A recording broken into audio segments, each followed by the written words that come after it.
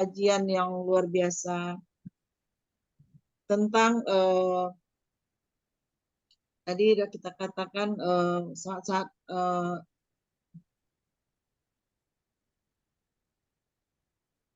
sikap Muslim menghadapi saat-saat akhir zaman. Izinkan kami di sini sedikit menyampaikan tentang profil Buya Talkis Nurdianto. Buya terlahir 41 tahun yang lalu ya Bu ya, di Kota Kudus. Sekarang Buya dosen di Universitas Islam Negeri Yogyakarta. Buya dulu menyelesaikan pendidikan S1 di Kairo, di Mesir. Alhamdulillah, kemudian beliau banyak memahami ilmu Al-Quran dan hadis Nabi SAW. Buya juga tercatat sebagai alumni UGM dan menyelesaikan master di Kota Yogyakarta serta doktor di Universitas Sains Islam Malaysia USIM. Sempat juga Buya dulu menjadi dai di Cordova Dompet Duafa Hong Kong ya Buya 2019. Serta guru mengaji bagi Mandeben nih dari Amerika. Buya selalu hadir menyampaikan tausiah. Buya punya hobi menulis, jadi banyak karya tulis yang telah Buya hadirkan. Di antaranya adalah Kamus Al-Arabiyah Baina Yadak, satu dan lain-lain karya lainnya. Demikianlah selintas tentang Buya. Kami menyampaikan terima kasih Buya telah hadir saat ini. Marilah kita menyimak kajian Buya. Insya Allah nanti di akhir bahasan kita bisa buka sesi tanya jawab. Silakan mande-mande sekalian, bapak-bapak, dengan cara raise hand atau mencatat di chat room. Baiklah Buya, pada Buya kami persilahkan tafadhol maskura. Bismillahirrahmanirrahim. Assalamualaikum warahmatullahi wabarakatuh. Waalaikumsalam warahmatullahi wabarakatuh. Innal hamdalillah nahmaduhu wa nasta'inuhu wa nastaghfiruh wa na'udzu billahi min syururi anfusina wa min sayyiati a'malina. May yahdihillahu fala mudilla lahu wa may yudlil fala hadiyalah. Asyhadu an la ilaha illallah wahdahu la syarikalah wa asyhadu anna Muhammadan abduhu wa rasuluh la nabiyya ba'da. Allahumma salli wa sallim ala nabiyyina wa rasulina wa syafi'ina Muhammad sallallahu alaihi wasallam wa ala alihi wa ashabihi wa man tabi'ahu bi ihsani ila yaumiddin amma ba'du. Alhamdulillah kita panjatkan kepada Allah SWT dipertemukan untuk kesekian kalinya meskipun melalui online. Dan pada kesekian kalinya inilah kita selalu mengajak diri kita dan juga semua untuk bersyukur pada Allah SWT, mewujudkan kesyukuran dari nikmat sehat akal. Kalau Allah mau memberikan kita sehat akal, salah satu wujud kesyukurannya adalah digunakan untuk bertolabul ilmi. Itu adalah bentuk syukur dari sehatnya akal. Dan semoga yang kita lakukan pada kesempatan kali ini terhitung dan tercatat sebagai amal soleh di sisi Allah. Amin ya rabbal alamin. Salawat dan salam semoga tetap tercurahkan kepada baginda Rasulullah Shallallahu Alaihi Wasallam, kepada keluarga, sahabat tabiin dan juga orang-orang yang senantiasa memperjuangkan sunnah beliau. Insya Allah kesempatan kali ini kita akan bersama belajar terkait dari apa yang tadi disebutkan, yaitu sikap Muslim menghadapi saat-saat akhir zaman. Inilah kemudian akan kita pelajari bersama apa yang kemudian telah kami siapkan, mudah-mudahan nanti bermanfaat. Dan sekiranya nanti dalam penyampaian kami kurang tepat, mohon untuk diluruskan. Kami menyampaikan amanat, menyampaikan salam dari komunitas Baringin yang ada di Yogyakarta untuk mande-mande Minang Mancanegara. Assalamualaikum warahmatullahi wabarakatuh. Jadi dengan demikian, amanah sudah saya sampaikan karena kemarin sempat diundang sama komunitas Baringin yang ada di Yogyakarta dan juga di Klaten, Jawa Tengah. Jadi berkumpul di Jogja. Jadi nyambung ya, nyambung. Tadi sudah saya kirimkan untuk linknya dan beliau izin tidak bisa bergabung pada kesempatan kali ini. Nah, bagaimana kemudian pembahasan kita adalah sikap Muslim menghadapi saat-saat akhir zaman. Kita belum berbicara terkait dengan hari kiamatnya, belum berbicara terkait dengan hari kiamat. Tetapi dalam kesempatan kali ini adalah kita melihat apa sih yang terjadi ketika di akhir zaman. Kalau sudah mendekati akhir zaman, apa yang biasa terjadi? Nah, memang banyak kemudian riwayat, hadis, dan masuk juga ayat Al-Quran yang menjelaskan tentang hal itu. Akan tetapi karena keterbatasan ilmu yang dimiliki, jadi nanti tidak banyak yang akan disampaikan terkait dengan kondisi di akhir zaman. Yang tidak tersampaikan atau yang belum tersampaikan bukan berarti tidak ada, tetapi memang malah yudroku kullu, la yudroku kullu. Kalau kita tidak mengetahui semuanya, ya jangan ditinggalkan semuanya. Setidaknya nanti akan kita sampaikan hal-hal yang berkaitan dengan hal itu. Dan kemudian setelah kita sampaikan terkait dengan kondisi akhir zaman, lantas apa yang harus kita lakukan? Gitu. Bagaimana kita menyikapinya sebagai seorang Muslim? Apakah kemudian hanya tercengang, oh begitu ya, gitu? Atau kemudian kita memiliki langkah preventif, langkah-langkah strategis untuk menyiapkan diri menyambut atau bukan menyambut, kemudian menghadapi hal-hal yang terjadi di akhir zaman. Ada pertanyaan yang kemudian menggelitik ya. Apakah sekarang ini kita berada di akhir zaman atau belum? Apakah kemudian kita ini berada di akhir zaman atau belum? Atau masih jauh dengan akhir zaman? Atau kita ini di pertengahan menuju akhir zaman? Atau bahkan kita ini memang sudah di ujung tanduk akhir zaman gitu. Itulah kemudian pertanyaan itu ya perlu kita ketahui, seperti kita mengetahui, tapi yang lebih penting adalah bagaimana kita menyiapkan diri menyambut menghadapi akhir zaman itu. Karena kalau kita melihat bagaimana Rasul selalu menyampaikan, waktu semakin ke belakang, generasi semakin ke belakang, itu bukan berarti kemudian semakin bagus, justru semakin buruk. Semakin buruk. Kalau diagramnya itu kemudian terus menurun gitu. Ini akan menurun. Sekalipun kemudian Rasul pernah menyebutkan setiap 100 tahun akan muncul generasi yang baik. Tapi nanti juga akan turun lagi, nurun terus turun. Maka generasi yang paling baik adalah generasi masa Rasul Sallallahu Alaihi Wasallam. Kemudian generasi sahabat, kemudian generasi tabiin, kemudian generasi tabiut tabiin, kemudian generasi tabiin gitu. Kemudian generasi setelahnya generasi kita dan generasi setelah kita. Boleh jadi generasi setelah kita belum tentu lebih baik daripada kita. Ya, tapi boleh jadi generasi kita sekarang belum tentu lebih baik dari generasi sebelum kita. Jadi dari atas kemudian ke bawah, ke bawah, ke bawah. Ini menjadi tantangan ya, menjadi tantangan yang harus disikapi dengan bijak agar tidak terlarut dengan kondisi yang tidak lebih baik dari sebelumnya. Nanti kita akan lihat bagaimana kemudian keimanan hari akhir itu dikaitkan dengan keimanan kepada Allah. Dalam kesempatan ini kami akan hadirkan beberapa ayat yang kemudian dalam satu potret orang beriman kepada Allah itu nanti setelahnya ada iman terhadap hari akhir. Dan akhir zaman gongnya, endingnya adalah kiamat gitu. Dengan hari akhir itu. Bagaimana kemudian saat-saat di akhir zaman? Bagaimana situasi dan kondisinya? Apakah kita merasakan nanti berdasarkan dari riwayat yang ada? Termasuk juga godaan jelang akhir zaman, dan tidak kalah penting adalah persiapan sebagai seorang muslim. Kita, keluarga kita, masyarakat kita perlu mempersiapkan diri menghadapi godaan, tantangan, kemudian cabaran di akhir zaman. Nah, kemudian disinilah kemudian kita akan memulai, jamaah rahimakumullah nih. Kita akan memulai di sini. Apa yang kita mulai adalah tidak ada yang tahu kapan kiamat itu akan terjadi. Kiamat pasti terjadi. Ya, pasti. Kita meyakini hal itu. Kiamat pasti terjadi. Kapan? Allahu a'lam.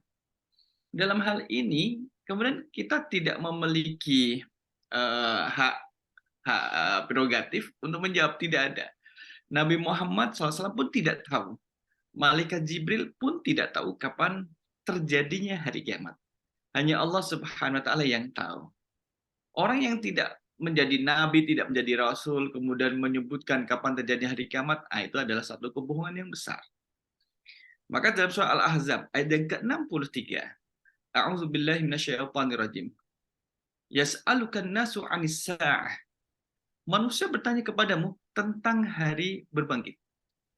Qul innama ilmuha indallah. Katakanlah sesungguhnya pengetahuan tentang hari berbangkit itu hanya di sisi Allah. Wa ma yudrika la'alla sa'ata takunu qariba. Dan tahukah kamu, wahai Muhammad, boleh jadi hari berbangkit itu sudah dekat waktunya. Sa'ah diartikan dengan hari berbangkit. Sa'ah juga dimaknai dengan hari kiamat. Boleh jadi sudah dekat. Boleh jadi sudah dekat. Nah, ketika boleh jadi sudah dekat, itu pun kemudian kita tidak tahu kapan. Dekatnya itu berapa tahun lagi. Dekatnya itu berapa ratus tahun lagi. Berapa generasi lagi. Allah alam tidak ada yang menjawab. Tidak ada yang bisa menjawab. Kalau Rasul ditanya, mal mas'ulu anha bi'a'lama minas sa'il. Orang yang ditanya tidak lebih tahu daripada orang yang bertanya. Jadi yang ditanya tidak tahu, yang bertanya juga tidak tahu. Nah, jamaah rahimakumullah, maka kemudian kita akan melihat bahwa sesuatu yang pasti akan terjadi wajib untuk diimani. Ya, ini tadi saya sampaikan, kurang lebih ada 26 kali di dalam Al-Quran keimanan dikaitkan dengan hari akhir. Misalkan yang pertama soal Baqarah ayat ke-8, A'udzubillahi minasyaitonirrajim. Wa minan nasi may yaqulu amanna billahi wa bil yaumil akhir wa ma hum bimumin. Amanna billahi. Dan di antara manusia ada yang mengatakan, kami beriman kepada Allah wa bil yaumil akhir, dan beriman terhadap hari akhir. Wa ma hum bimumin. Tapi sejatinya mereka itu tidak beriman. Nah, pada slide yang keempat ini memberikan kabar kepada kita bahwa kata-kata beriman kepada Allah disandingkan dengan kata-kata beriman terhadap hari akhir. Tidak diterima keimanan seseorang kepada Allah jika dia tidak beriman terhadap hari akhir. Sama sebaliknya, tidak diterima keimanan seseorang terhadap hari akhir kalau dia tidak beriman kepada Allah Subhanahu wa taala. Jadi beriman. Termasuk di dalam hadis dikaitkan keimanan kepada Allah dengan hari akhir. Misalkan, mangkana yu'minu billahi wal yaumil akhir falyakul khairan aw liyasmut. Mangkana, sesiapa orang yang yu'minu billahi, beriman kepada Allah, wal yaumil akhir, dan hari akhir, falyakul khairan, hendaklah dia berkata yang baik. Itu perintah. Dia harus berkata yang baik. Kalau tidak bisa, aw liyasmut, lebih baik adalah diam. Nah, artinya dikaitkan bahwa keimanan terhadap hari akhir itu menjadi keimanan yang tidak bisa dilepaskan dari keimanan-keimanan yang lain dalam rukun iman. Nah, menjadi penting nih. Dalam soal Baqarah 62 wasabiina man amana billahi wal yaumil akhir. Siapa yang beriman kepada Allah dan hari akhir. Dalam Al-Baqarah 126, man amana minhum billahi wal yaumil akhir, dikandingkan. Al-Baqarah 177, man amana billahi wal yaumil akhir, gitu. Dan seterusnya. Jadi banyak. Termasuk di sini yu'minu billahi wal yaumil akhir. Wala yu'minu billahi wal yaumil akhir, gitu. Yu'minuna billahi wal yaumil akhir. Jadi keimanan kepada Allah dikaitkan dengan keimanan terhadap hari akhir. Inilah kemudian memberi gambaran bahwa dulu ada yang kemudian masyarakat Arab ya, itu mengenal Allah. Mereka tahu Allah, tapi tidak mau beriman kepada hari akhir, tidak percaya. Siapa bilang, gimana bisa terjadi hari kiamat, wahai Muhammad? Dunia dalam keadaan aman, sejahtera, damai, sentosa. Gimana mau ada hari kiamat? Ya, itu kan sanggahan dari orang kafir Quraisy. Tapi kalau kemudian ditanya, kalian kenal Allah nggak? Kenal. Dalam Al-Quran disebutkan, wala in sa'altahum man khalaqas samawati wal ard la yaqulunallah. Kalau mereka ditanya siapa yang menciptakan langit dan bumi, maka orang kafir itu mengatakan Allah yang menciptakan. So, dia kenal. Mereka itu kenal Allah, bukan tidak tahu. Karena gengsinya itulah kemudian tidak mau beriman kepada Allah Subhanahu wa taala. Jamaah rahimakumullah, kita lanjutkan. Kiamat pasti datang, tetapi kita lihat Kebanyakan manusia tidak mau beriman. Inna sa'ata la'atiyatul la raiba fiha walakinna aktsaran nasi la yu'minuna. Ini ada kata inna sa'ata, ada la'atiyatun. Kalau kita belajar bahasa Arab sama Mandeben itu nanti dikatakan bahwa ini adalah taukid yang memberi makna penguatan. Sungguh benar-benar kiamat pasti datang. Menggunakan kata sungguh dan pasti. Maka dan inna, huruf taukid ada lam taukid, memberi makna pasti. La raiba fiha, ditambah lagi la raiba, tidak ada keraguan fiha tentangnya. Walakin, akan tetapi aksaran nasi la yu'minun, kebanyakan manusia tidak beriman. So kalau kita tanya, misalkan ya, social experience, adakah hari ini orang yang tidak gini, hari gini yang tidak beriman, yang tidak percaya dengan hari kiamat? Ada. Ini Al-Quran sudah menyebutkan, dan jumlahnya tidak sedikit yang tidak percaya itu. Yang tidak percaya dengan hari kiamat bukan sedikit, banyak. Banyak. Dampaknya apa? Kalau mereka tidak percaya terhadap hari kiamat, dan rentetan peristiwa hari kiamat itu kehancuran, nanti kemudian dibinasakan semua oleh Allah. Kuluman 'alaiha fan, semua yang ada di alam ini kemudian akan binasa. Habis itu dibangkitkan oleh Allah. Setelah dibangkitkan kemudian ada yaumul jaza, yaumul hisab, hari perhitungan, diperhitungkan semua amalannya. Kemudian nanti ada yaumul jaza, hari pembalasan, setiap amalan diberi balasan masing-masing, ya kan? Nanti ada surga neraka.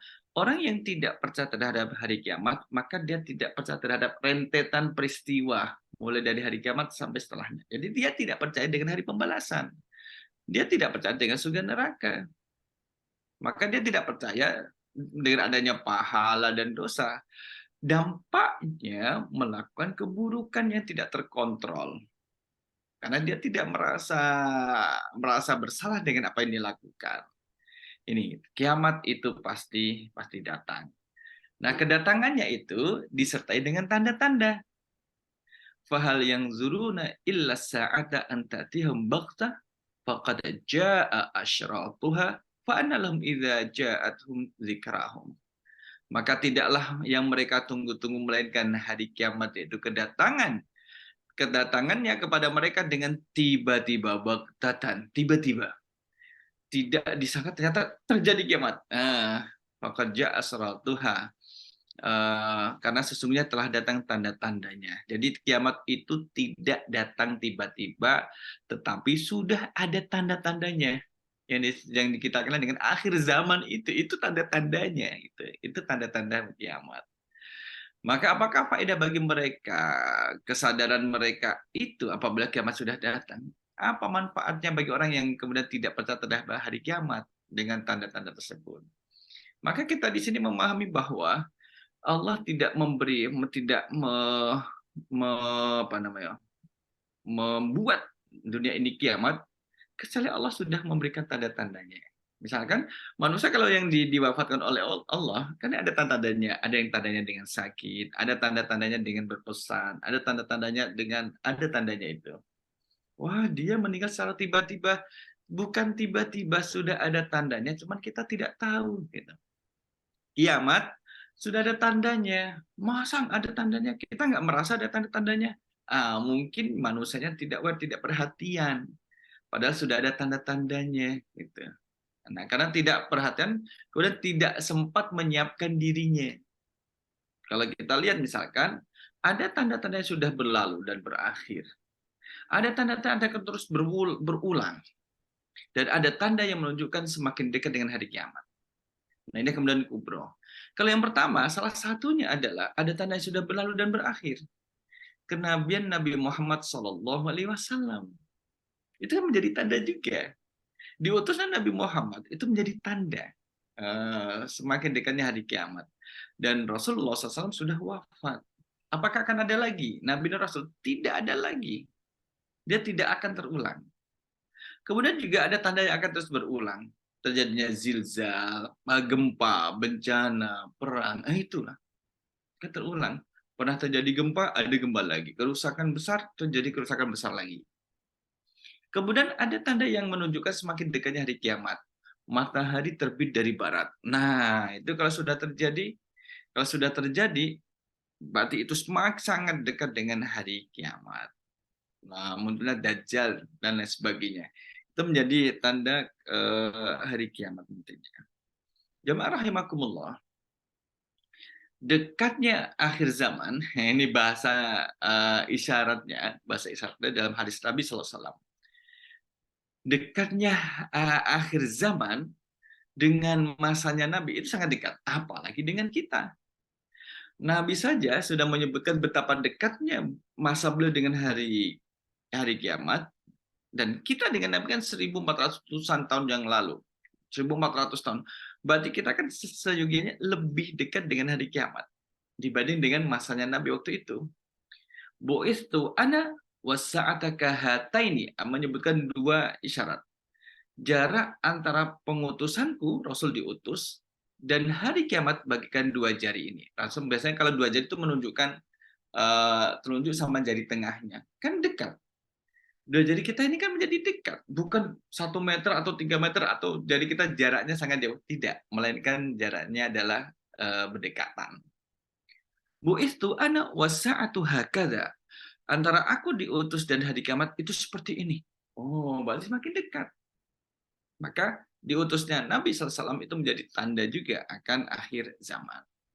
Ada beberapa makna. Ada makna Qadhi bin Iyad, bagaimana nanti kemudian menerjemahkan tadi, ada tafsir Al-Baydawi, kemudian kita lihat di sini. Qadhi bin Iyad menyatakan bahwa dekatnya hari kiamat itu menunjukkan sangat dekatnya kiamat dan diutusnya Nabi Muhammad SAW. Diutusnya Nabi Muhammad dengan kiamat itu sangat dekat masa waktunya. Jadi kalau sudah Nabi Muhammad sudah diutus, berarti sebentar lagi akan terjadi hari kiamat. Cuman sebenarnya ini berapa lama, Allahu a'lam, kita tidak tahu. Kemudian menunjukkan bahwa tidak ada jari di antara keduanya, dan berarti tidak ada lagi Nabi teladannya. Kalau misalkan Rasul memberikan dua jari, menunjukkan dua jari, antara jari telunjuk dengan jari tengah, kan tidak ada jari di tengah-tengahnya ini. Nggak ada. Maknanya adalah setelah Nabi diutus itu tidak akan ada Nabi. Antara Nabi dengan kiamat, di tengah-tengahnya itu nggak ada sesuatu penghalang, pemisah. Sebagaimana antara Nabi dengan kiamat tidak akan ada Nabi lagi di sini. Kok malah muncul nabi-nabi palsu? Itu juga termasuk fitnah akhir zaman. Ya, itu fitnah akhir zaman. Kemudian dalam tafsir Al-Baydawi menyebutkan, ketika diturunkan surah An-Nahl ayat yang kedua, itu Nabi menyampaikan hadis yang di atas tadi. Antara Nabi Muhammad, diutusnya Nabi Muhammad dengan kiamat sangat dekat. Ya. Maka Ibnu Abbas mengatakan bahwa diutusnya Nabi Muhammad merupakan tanda datangnya hari kiamat, akhir zaman. Ya. Tatkala Jibril alaihissalam yang menjadi utusan kepada Nabi Muhammad SAW melewati penghuni langit, maka para penghuni langit tersebut mengatakan Allahu Akbar. Sebentar lagi terjadi kiamat. Dalam kitab Ma'alimut Tanzil, sebentar lagi akan terjadi hari kiamat. Itu. Tapi kapan? Malaikat nggak tahu. Kapannya itu tidak tahu. Hanya tahunya adalah sebentar lagi akan terjadi hari kiamat. Kapannya? Allah alam. Dia juga tidak tahu. Nah, jamaah rahimakumullah, maka sudah sepantaslah kemudian kita itu menjadi sadar bahwa hari-hari ke depan itu adalah hari-hari di mana kita harus memaksimalkan persiapan menyambut hari yang disebut dengan hari akhir, gitu ya. Di antara tanda-tandanya, nah ini saat-saat akhir zaman nanti yang ngeri, ini termasuk yang ngeri nih, Dajjal. Yang kemudian kita berdoa dalam salat kita, min fitnatil mahya wal mamati wa min fitnatil masihid dajjal. Jadi ada Dajjal al-Masih, ada Isa al-Masih. Sama-sama al-Masih, sama-sama al-Masih. Lantas apa bedanya? Apa bedanya Nabi Isa dengan Dajjal? Beda. Kan sama-sama Al-Masih. Beda. Kalau Isa Al-Masih, hati-hati menghapus ya, menghapus. Itu maknanya kurang lebih adalah Nabi Isa, salah satu mukjizat Nabi Isa itu ketika ada orang yang sakit diusap, Al-Masih berarti mengusap, itu kemudian dia menjadi sembuh atas izin Allah. Ada orang yang buta, kemudian diusap matanya oleh Nabi Isa, dengan izin Allah bisa melihat. Jadi usapannya, al-masih bermakna usapan itu bisa mengembalikan penglihatan. Orang yang mati kemudian diusap oleh Nabi Isa dengan izin Allah itu bisa hidup. Gitu. Nah, kalau Dajjal al-masih itu kan kemudian menjadi tertutup dia. Tertutup dari kebenaran. Kemudian terus dibahasakan dengan buta. Maka nanti ada riwayat menyebutkan bahwa bagaimana dengan matanya Dajjal, gitu ya. La taqumu sa'atu hatta yub'atsad dajjalun. Nah, ini ada bentuk kata jamak, dajjalun kadzabuna. Qaribun min salasina kulluhum yaz'umu annahu rasulullah. Jadi kiamat tidak akan terjadi sampai muncul dajjal. Nah, berarti ini menunjukkan adalah seseorang orang-orang yang memiliki perilaku sebagaimana perilaku dajjal gitu. Mereka ini kadzabun, pendusta. Qaribun min salasina, berjumlah sekitar 30 orang. Kulluhum yaz'umu annahu Rasulullah. Mereka semuanya mengklaim bahwa dirinya adalah Rasulullah. Mereka mengklaim dirinya sebagai utusan, sebagai nabi. Nanti kita lihat ya, kan banyak yang mengklaim diri adalah nabi. Oh, ini ternyata semakin parah ini akhir zaman. Masa Nabi Muhammad SAW dulu ada yang mengaku sebagai nabi. Padahal sudah jelas ada nabi di tengah-tengah mereka. Muncul nabi. Artinya kalau muncul waktu itu muncul kan bisa di-compare. Mana yang asli, mana yang KW, mana yang palsu kan. Tapi kalau setelah masa Rasul SAW masih ada yang mengaku sebagai seorang nabi. Kemudian kita lihat bahwa ini qad haddatsukum 'anid dajjali hatta khasyitu alla ta'qilu inna ma dajjal rajulun qasirun afhaju jadun a'waru madmusul aini laisa binati'atin wala hajara'a fa in ulbisa 'alaikum fa'lamu anna rabbakum laisa bi'awar. Sungguh aku telah menceritakan perihal dajjal kepada kalian hingga aku khawatir kalian tidak akan lagi mampu memahaminya. Sesungguhnya Al-Masih Dajjal adalah seorang laki-laki yang pendek, berkaki bengkok, berambut keriting, buta sebelah. Nah, disebut dengan buta sebelah. Matanya tidak terlalu menonjol dan tidak pula terlalu tenggelam. Jika kalian merasa bingung, maka ketahuilah bahwa Rabb kalian tidak buta sebelah. Nah, ini kemudian terus orang mengilustrasikan kayak apa ya, kemudian dideskripsikan dalam bentuk lukisan dan sebagainya. Seperti itukah? Allah alam, kita tidak tahu. Tapi tanda-tandanya seperti yang disebutkan dalam kisah yang disampaikan Nabi Shallallahu Alaihi Wasallam. Ini kemudian menjadi akhir zaman, jamaah rahimakumullah. Inilah kemudian tandanya dengan adanya Dajjal semakin dekatlah dengan akhir zaman. Semakin akhir zaman. Ya, ini akhir zaman yang dekat ya, dekat. Dan kalau kita lihat juga matahari belum terbit dari barat. Dajjal sendiri bisa masuk ke berbagai tempat, berbagai kota, kecuali Makkah dan Madinah. Sebagaimana hadis Rasul SAW. Termasuk juga keinginan Dajjal itu akan cepat terkabulkan. Keinginan Dajjal terkabulkan oleh Allah SWT sebagai istidraj. Istidraj. Bukan berarti, wah Dajjal orang soleh ya. Tapi keinginan terkabulkan bukan karena kesalehannya, tapi istidraj. Itu dilulu. Apa istidraj itu? Keinginan kemudian diturutin. Tapi itu bukan bentuk keriduan. Itulah Dajjal. Faliyatubillah. Kata berlindung dari Dajjal yang akan dimunculkan oleh Allah di akhir zaman, termasuk juga Dajjal pengikut atau Dajjal KW yang memiliki perilaku yang tidak baik. Yang kedua, akhir zaman, apa yang terjadi? Banyaknya orang berpakaian, tapi telanjang. Berpakaian dari telanjang. Sinfani min ahlin nar, ini berdasarkan dari hadis Muslim. Dua golongan dari penduduk neraka, ya. Kemudian lam arahuma, saya belum pernah melihatnya, kata Nabi. Qaumun ma'ahum siyatun ka'atnabil baqari yadribuna bihan nasa. Yang pertama adalah satu kaum yang ma'ahum siyatu ka'atnabil baqar.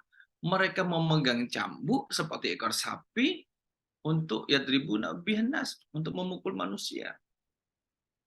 Tapi yang kedua ini yang menjadi pembahasan kita adalah wa nisaun kasiyatun ariyatun mumilatun mailatun ru'usuhunna ka'asnimanil bukhti al-mailati la yadkhulnal jannah. Yang kedua adalah para wanita kasiyatun ariyatun, berpakaian tapi telanjang. Lah kok bisa? Pakaian kan menutup, kok bisa dikatakan telanjang? Ah, itulah. Nanti kita lihat. Berlenggak-lenggok, mumilatun, mailatun, ru'usuhunna ka'asnimatil bukhti. Kepala mereka seperti punuk unta yang miring. Nah, bagaimana kemudian mereka memakai misalkan ada yang menerjemahkan memakai jilbab, kemudian ada punuknya di sini. Mande-mande tahu kan teko air. Sampai apa namanya parodi yang dibuat itu adalah lelaki ini memparodikan teko air itu taruh di kepala sini kemudian dipakai jilbab. Apa yang terjadi? Maka di sini memanjang, di belakang kepala itu kan menjadi pemanjang. Itu deskripsi gambaran seperti kondisinya ini. Misalkan kalau mande ben tuh mana ada teko air? Nggak ada teko air. Taruh di sini kemudian terus dikasih jilbab. Kan kemudian terus panjang kepalanya. Itu seperti punuk unta. Punuk unta. Kalau digigit apa namanya lebah, kan memang nggak apa-apa, itu memang bukan kepalanya. Tuh. Tetapi kalau dia disebut dengan berpakaian tapi telanjang adalah pakaian itu ketat sehingga menggambarkan lekuk badannya. Nah, itu yang disebut dengan berpakaian tapi telanjang. Atau dia berpakaian longgar, hanya saja transparan. Ini berpakaian atau apa? Kayak jaring, apa namanya, jaring nyamuk kan bercelah-celah, tidak rapat. Ayaman benangnya gitu. Atau kayak peresan, apa namanya, saringan air kelapa dan sebagainya lah. Berpakaian tapi telanjang. Maksudnya adalah memakai pakaian, tapi menggambarkan lekuk tubuh sebagaimana kalau orang ya telanjang itu. Nah, ini kalau misalkan kita lihat sudah muncul tidak ya? Atau jangan-jangan tidak ada di daerah kita. Nah, kalau ada, itulah sudah tantangan di akhir zaman seperti itu. Dan itu yang berpakaian tapi telanjang adalah diperankan oleh nisaun, para wanita. Ya, yang demikian ini mereka ini la yadkhulnal jannata. Mereka tidak akan masuk surga. Wala yajidna rihaha, dan mereka tidak akan mencium bau surga. Wa inna rihaha la yujadu min masirati kada wa kada. Walaupun baunya surga itu seyogyanya bisa tercium dari perjalanan sekian sekian dan sekian. Dalam perjalanan yang jauh itu udah kecium bau surga. Ini orang baunya saja tidak dapat. Bagaimana kemudian bisa masuk surga? Baunya saja dia tidak merasakan. Nah, ini kemudian terjadi pada akhir zaman, jamaah rahimakumullah, yang harus kita perhatikan. Ketika kita orang tua punya diamanahi Allah putra-putri, maka itulah yang harus kita jaga. Termasuk keluarga-keluarga kita dan juga pasangan kita. Nah, jamaah rahimakumullah, ada lagi juga tantangannya ini. Adalah perzinahan dan pornografi. Ini menjadi tantangan di akhir zaman. Tapi bukan hanya, misalkan ini, saat itu kan sudah pernah terjadi pada masa lampau. Iya, memang dulu juga ada perzinahan gitu. Tapi bagaimana kemudian di akhir zaman menjadi merebah, menyebar, bahkan kemudian menjadi sesuatu yang semi-semi biasa gitu. Tapi ini kan kemudian menjadi dosa besar perzinahan. Tapi dianggap biasalah gitu. Gonta-ganti kemudian dengan cara yang tidak halal. Wah, biasa, ini kan zaman udah kita menyesuaikan dengan zaman edan, zaman apa gitu. Maka di sini adalah min asyrati saati ayyakilal ilmu. Di antara tanda-tanda hari kiamat adalah ayyakilal ilmu. Sedikitnya ilmu. Wa yadharul jahlu, dan tersebarnya kebodohan. Wa yadharuz zina, dan merebaknya perzinahan. Wa taksurun nisa'u wa yakilur rijal. Wanitanya sedikit, wanitanya banyak, lelakinya sedikit. Hatta yakuna li khamsina imra'atan al-qayyimul wahid. 50 perempuan berbanding dengan satu laki-laki. Jadi kalau sudah banyak perempuannya dan laki-lakinya satu, ini sudah mendekati akhir zaman. Artinya perzinahan, gitu, berupa perzinahan. Jamaah rahimakumullah, ini kan kemudian Rasul SAW kan pernah ditanya, fa akhbirni an amaratiha. Nah, ini ketika Rasul ditanya terkait dengan tanda-tanda hari kiamat di sini, fa akhbirni anis saah. Qala mal mas'ulu bi'a'lama minas sa'il. Yang bertanya adalah malaikat Jibril, bertanya kepada Rasulullah SAW. Terangkan kepadaku, kabarkan kepadaku ya Muhammad tentang hari kiamat. Nabi Muhammad menjawab, yang ditanya tidak lebih tahu daripada yang bertanya. Ya, Nabi malaikat Jibril nggak tahu kapan hari kiamat, maka tanya pada Nabi Muhammad. Ternyata Nabi Muhammad juga tidak tahu, gitu. Nabi Muhammad juga tidak tahu. Kemudian malaikat Jibril bertanya, fa akhbirni an amaratiha. Jelaskan kepadaku tentang tanda-tandanya, tanda-tanda hari kiamat. Maka di sini sebutkan qala antalidal amatu rabbataha. Kalau ada budak melahirkan majikannya. Wa antaral hufatal uratal alata ri'a yatatawaluna fil bunyan. Kalau engkau melihat seorang yang telanjang kaki, berpakaian compang-camping, orang miskin ya, miskin, kemudian tidak beralaskan kaki, berpakaian compang-camping, mereka ini berlomba-lomba meninggikan bangunan. Masa orang miskin kok berlomba-lomba meninggikan bangunan? Lah iya, meninggikan bangunan. Oh, gitu. Berarti adalah masalah materialistis. Maksudnya di sini, kalau kita lihat dalam terjemahan yang kita siapkan adalah ini. Di sini kemudian jika seorang budak wanita melahirkan majikannya, ada dua makna. Makna pertama adalah merebaknya perzinaan. Itu. Kalau ada budak wanita melahirkan majikannya, makna adalah merebaknya perzinaan. Jadi udah menjadi sesuatu yang biasa, bukan sesuatu yang tabu. Ada yang online maupun yang offline, zina online maupun zina offline, luar biasa kan? Atau pemesanannya yang online atau kemudian on the spot, langsung datang ke lokasi. Itu kemudian menjadi biasa, baik mereka yang sudah menikah atau yang tidak menikah, atau yang belum menikah, menjadi biasa. Ini kemudian menjadi tanda-tanda akhir zaman. Berarti kan ada pergaulan yang salah, tidak mengontrol etika pergaulan, gitu. Dan jamaah rahimakumullah ini ngeri kalau melihat perzinahan itu ya. Oleh karena itulah kemudian Allah mengharamkan zina, wala taqrabuz zina. Jangan mendekati zina. Keji itu perbuatan keji itu. Keji. Sebenarnya itu perbuatan yang tidak mencerminkan nilai-nilai kemanusiaan gitu. Nggak manusiawi. Wong kadang hewan juga ada yang setia dengan satu pasangan. Masa manusia ini kemudian gonta-ganti sana dengan cara yang tidak sah. Nah, inilah kemudian kita bisa melihatnya ya. Gitu. Kalau mau tobat, nah tobatnya itu kemudian ya ada syaratnya. Kalau sudah menikah akan dirajam, dilempar batu sampai meninggal. Tapi kalau misalkan belum menikah, maka akan didera 100 kali. Nah, yang kedua, budak wanita melahirkan majikannya memberi makna gini, adalah ukukul waliden. Ukukul waliden itu maknanya adalah durhaka terhadap kedua orang tua. Durhaka terhadap orang tua. Kalau sudah ada anak yang kemudian durhaka terhadap orang tuanya, sudah merebah sikap demikian itu, wah ini akhir zaman semakin tidak baik ini.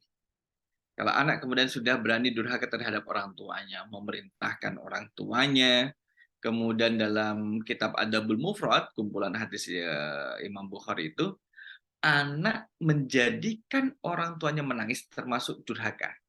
Gitu. Anak perilakunya menjadikan orang tuanya itu menangis, itu sudah perbuatan durhaka. Nangisnya karena nangis ini ya, karena nangis ya yang menyakitkan, peristiwa yang tidak baik, bukan nangis senang ya. Aduh, mama nangis sampai nangis. Kenapa mama nangis? Karena senang kamu berprestasi, kamu dapat ini dan itu. Bukan. Tapi nangis yang karena perilaku anak yang menyakitkan. Apakah anak itu kemudian membentak orang tuanya sehingga orang tuanya menangis terenyuh, atau kemudian anak itu meninggalkan orang tuanya sampai sedih kemudian menangis, atau bahkan perilaku yang durhaka yang pernah muncul adalah anak kemudian mengusir orang tuanya. Orang tuanya diusir dari rumah, ya, di rumahnya. Inilah kemudian perilaku yang kelewatan batas yang terjadi pada akhir zaman ini. Ya. Kemudian ini peristiwa yang sudah pernah terbelahnya bulan. Dulu memang orang kafir Quraisy itu kemudian menantang Nabi Shallallahu Alaihi Wasallam. Nabi ditantang. Bagaimana tantangannya? Tantangannya adalah, wahai Muhammad, kalau engkau bisa membelah bulan, kami yakin kalau ada seorang Nabi. Dan sampai demikian. Maka ketika posisi bulan seolah-olah terlihat di atas gua Hira, kemudian Nabi menggerakkan jarinya. Dan kemudian bulan itu menjadi terbelah. Saya pernah masuk dalam pameran buku di Kairo, kemudian masuk dalam stand satu penerbit, kalau nggak salah adalah Maktabah Jail gitu. Kemudian ada satu kamus di sana. Karena saya iseng-iseng aja, ternyata ditulis terbelahnya bulan menjadi dua. Itu ada tahun Masehinya juga. Itu ternyata pernah disaksikan orang yang melakukan perjalanan kemudian melihat, loh, kok ada dua bulan, kok separuh kanan dan kiri. Jadi peristiwa itu memang terjadi. Sampai kemudian terus ada foto, Allah alam ya, foto kemudian yang disebar, ibaratnya adalah bulan itu nyatu menjadi bulat dan di tengah-tengahnya garis yang kemudian membelah bulan itu seperti kayak kawah yang terbentuk sangat lebar. Ilmuwan menyebutkan bahwa kawah yang terbentuk, yang cekung, yang lebar itu tidak mungkin bisa terbentuk kecuali sesuatu yang terpisah kemudian menjadi satu. Nah, itulah menunjukkan bahwa bulan itu memang pernah terbelah. Kan sudah terjadi. Dan itu menjadi tanda hari kiamat. Sedangkan ini sudah terjadi. Nah, kemudian juga kita lanjutkan di sini terbelahnya bulan tadi, yaitu yang keempat. Bainama nahnu ma'a Rasulillah sallallahu alaihi wasallam bimina idan falaqal qamaru fil qataini fakanat fil qatu wara al jabali wa fil qatun dunahu faqala lana Rasulullah sallallahu alaihi wasallam ishhadu. Nah, ketika kami bersama Rasulullah SAW di Mina, tiba-tiba bulan terbelah menjadi dua. Satu bagian berada di belakang atas Gunung Hira, dan separuh lainnya berada sedikit di bawahnya. Rasulullah bersabda, saksikanlah bukti kemahakuasaan Allah dan sekaligus menjadi bukti kenabian Nabi Muhammad Shallallahu Alaihi Wasallam. Jadi kadang orang dulu kan tidak mau percaya kalau tidak ada buktinya, maka dia menuntut bukti. Iqtarabatis sa'atu wa syaqqal qamar wa ayyara ayat yu'ridu wa yaqulu sihrun mustamir. Ada aja orang yang julid. Julid kalau mandetati di bahasa Belanda, julid itu apa ya? Julid ini. Ini telah dekat datangnya saat kiamat itu dan telah terbelah bulan. Dan jika mereka orang-orang musyrik melihat sesuatu tanda mukjizat, mereka berpaling dan berkata, ini adalah sihir yang terus-menerus. Jadi bentuk mukjizat sama orang-orang musyrik maka itu cuma permainan Muhammad, itu hanya sihir gitu. Itu orang-orang yang julid. Dan ini sudah terjadi dan kemudian apakah akan terjadi lagi? Allahu a'lam. Belum ada ya riwayat menyebutkan atau saya belum menemukan riwayat menyebutkan bahwa bulan akan terbelah lagi kecuali pada masa Nabi Muhammad Shallallahu Alaihi Wasallam. Ini banyaknya kekacauan di mana-mana itu. Inna min asyrati saati ayyurfa'al ilmu. Sama seperti tadi. Tanda antara nanti ya kondisi akhir zaman itu adalah ketika diangkatnya ilmu. Ilmu itu diangkat. Bagaimana maksudnya diangkat? Ditarik oleh Allah. Berarti di bumi ini tidak banyak orang berilmu gitu. Wayak surul jahlu. Kebodohan muncul merajalela. Wayak suruh zina, perzinaan merajalela. Wayak suruh syurbul khamri, dan minum minuman keras merebak luas. Ya. Wayakil rijal, wayak suruh nisa. Sama seperti hadis yang di atas. Banyaknya perempuan, sedikitnya laki-laki. Hatta yakuna li khamsina imra'atal qayyim wahid. 50 wanita hanya memiliki satu orang laki-laki yang menanggung urusan mereka. Wah, gitu. Menanggung urusan mereka. Lelaki gimana tidak capeknya? Kita lihat di sini bahwa akan merebahnya, ilmu akan diangkat dan kemudian itu akan merajalela, ya kan? Mukjizat itu wonder ya. Oke, Mandetati, terima kasih. Bagaimana masakan ilmu akan diangkat oleh Allah. Akhirnya nanti yang ada di bumi adalah orang-orang yang tidak berilmu. Orang-orang tidak berilmu tapi memposisikan sebagai orang berilmu, kemudian memberikan fatwa, jawaban, arah, ternyata itu menyesatkan. Karena tidak ada ilmunya. Yang halal dikatakan haram, haram dikatakan halal, karena tidak ada ilmunya. Dulu saya pernah mendapatkan juga, hunna libasul lakum wa antum libasul lahunna. Itu dalam suami istri. Hunna libasul lakum. Istri-istri kalian itu adalah pakaian bagi kalian, wahai para suami, kan gitu. Wa antum libasul lahunna. Dan kalian para suami itu adalah bagikan pakaian bagi istri kalian gitu. Saling melindungi gitu. Tapi ada yang memaknai bahwa hunna libasul lakum berarti sarungnya istrimu itu boleh dipakai oleh suaminya dan sarungnya suami boleh dipakai oleh istri. Kan itu sangat menyimpang jauh. Dari mana keluar kata-kata sarung gitu. Padahal bukan itu yang diinginkan. Itu ketika kemudian menafsirkan tidak dengan ilmu pada ayat-ayat Al-Qur'anul Karim. Karena sudah diangkat, ilmu sudah angkat. Termasuk mengangkat ilmu, Allah mengangkat ilmu dari bumi ini adalah dengan mewafatkan alim ulama. Kalau alim ulama sudah diwafatkan, kan ilmunya terbawa meninggal, kan? Terbawa mati. Itu terbawa mati. Yang dulu ketika ada alim ulama masih hidup, kemudian bisa ditanya, ketika sudah tidak ada lagi. Bagaimana bisa bertanya kepada mayat? Nggak bisa. Maka ilmunya terbawa. Tidak ditinggal di bumi, tapi terbawa terkubur.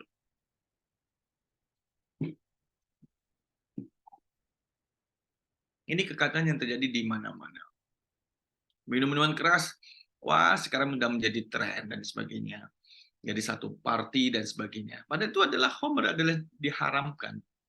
Dan luar biasa ya. Ini tadi kemudian kita menyambung dari yang kekacauan di mana-mana, ada tercabutnya ilmu. Jadi tercabut. Innallaha la yaqbidul ilma intiza'an.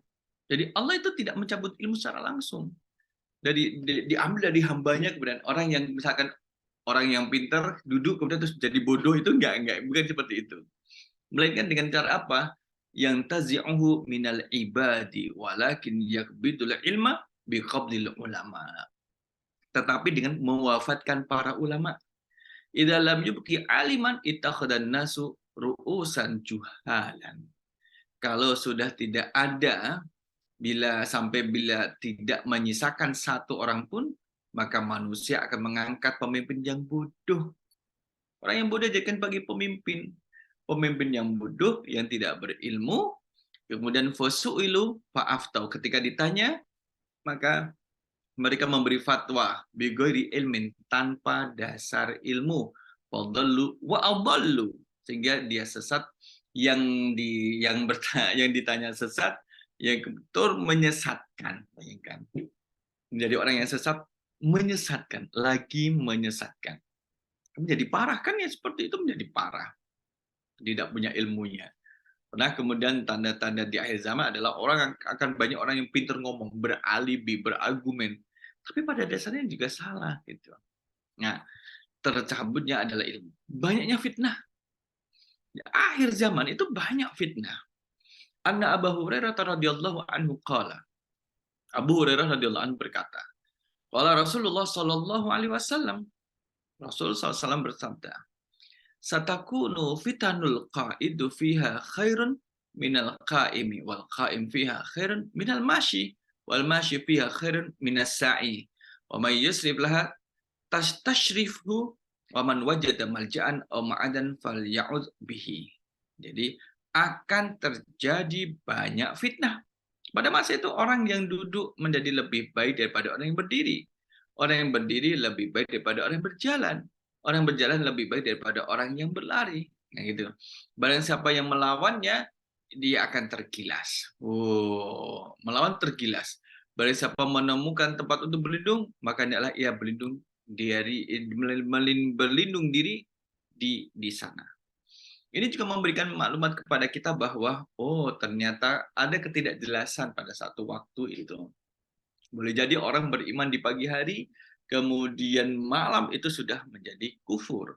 Boleh jadi orang beriman di malam hari, pagi sudah menjadi kufur, karena menjual dirinya dan menjual agamanya. Itu fitnah, oh luar biasa kan fitnahnya seperti itu. Banyaknya fitnah. Ada juga yang mengaku-ngaku sebagai nabi. Sama seperti yang di atas tadi ya, kemudian mengaku-ngaku sebagai nabi. Wah, saya ini nabi yang kesekian dan sebagainya. Ya. Kemudian juga kalau kita lihat bahwa wa annahu sayakunu fi ummati salasuna kadzabuna kulluhum yaz'umuna annahu nabi. Akan ada pada umatku 30 pendusta, semuanya mengaku sebagai nabi. Nah, ini kemudian kita sebutkan beberapa ya sebenarnya. Di antaranya adalah yang mengaku nabi dan dibunuh ini pada masa sahabat, masa Al-Aswad Al-Ansi di Yaman. Al-Aswad Al-Ansi muncul pada masa-masa akhir kehidupan Rasulullah SAW. Mengaku-ngaku nabi. Nabi Muhammad masih ada, ini mengaku dia sebagai seorang nabi. Pada akhirnya dibunuh oleh kaum muslimin di benteng persembunyiannya. Ngaku-ngaku nabi kok. Gitu. Dia ngaku-ngaku nabi. Berarti ngaku-ngaku menerima wahyu juga. Ada juga Tulaiha bin Walid Al-Asadi. Ini mengaku sebagai nabi pada masa Rasulullah, ya. Rasulullah hidup. Tidak sempat dibunuh hingga masih bertahan hidup pada masa Khalifah Abu Bakar. Ia lari ke Syam lalu masuk Islam. Setelah mengaku nabi kemudian masuk Islam. Kemudian dia ikut berperang dan menemui syahid. Dan dia gugur di medan pertempuran. Tapi pernah mengaku sebagai nabi. Nah, ini yang tidak asing bagi kita. Musailamah Al-Kadzab. Musailamah Al-Kadzab artinya adalah pendusta. Ya, tahun 9 Hijriah. Dia datang kepada Rasulullah SAW bersama dengan jamaah kembali ke Yamamah. Lalu murtad dan mengaku sebagai nabi. Maka dia dibunuh oleh Al-Wahsy bin Harb. Wahsy ini ya budak yang membunuh pamannya Nabi, yaitu Hamzah bin Abdul Muttalib ya. Hamzah itu dibunuh oleh Wahsy ketika Wahsy belum masuk Islam. Syarat Wahsy dia karena dia menjadi budak, syarat terlepas dari perbudakan dan dimerdekakan kalau dia mampu membunuh Hamzah. Hamzah singanya Allah, singa padang pasir itu Hamzah itu. Siapa yang berani melawan Hamzah?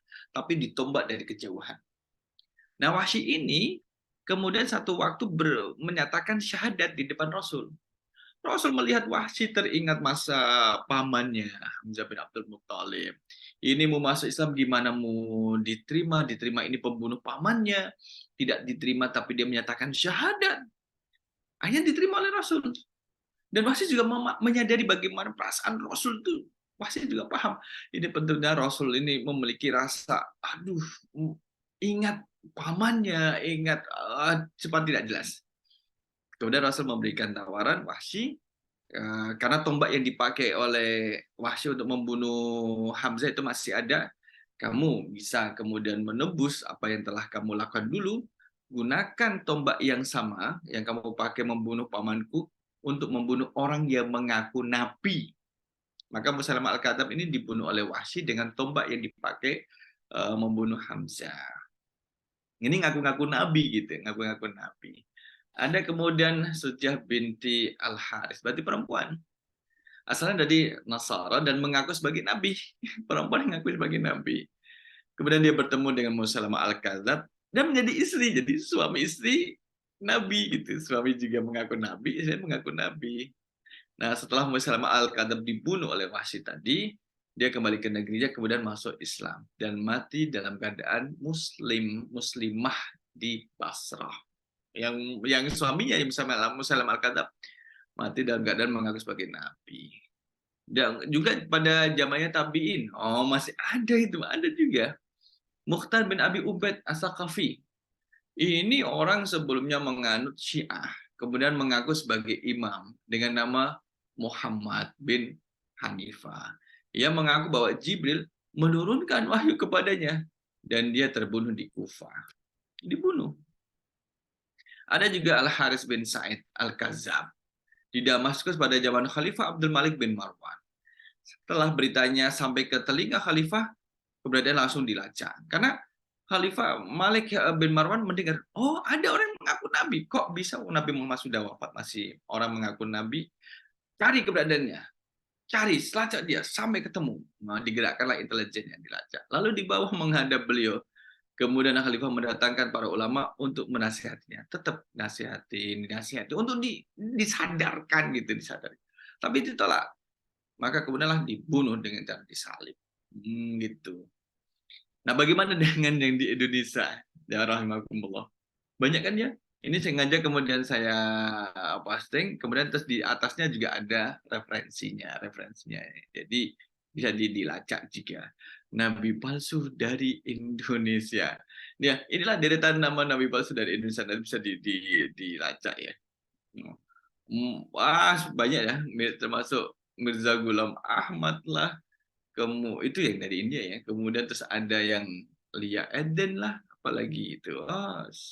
Ada yang luar biasa ngaku-ngaku. Bahkan ada yang mengaku sebagai Nabi Zakaria kalau tidak salah. Dulu pernah ada. Kemudian ditangkap polisi semuanya. Nah, kita menuju bagian akhir, jamaah rahimakumullah. Bagaimana menyikapi gambaran fitnah akhir zaman seperti tadi, carut marut, pergaulan, makanan, wah luar biasa. Seperti itu. Maka di sini menyikapi fitnah akhir zaman dengan sholat. Satu kata, sholat. Bukan berarti kemudian menafikan yang lainnya. Ustaz kok cuma sholat, apa enggak yang lainnya? Tidak menafikan dengan yang lainnya. Maka disampaikan pertama adalah sholat. Awwalu ma yuhasabu minal abdi yaumal qiyamah as-sholat. Yang pertama akan dihisab dari hamba, amal ibadahnya adalah sholat. Kalau dia nggak punya sholat, wah bahaya itu kalau nggak punya sholat.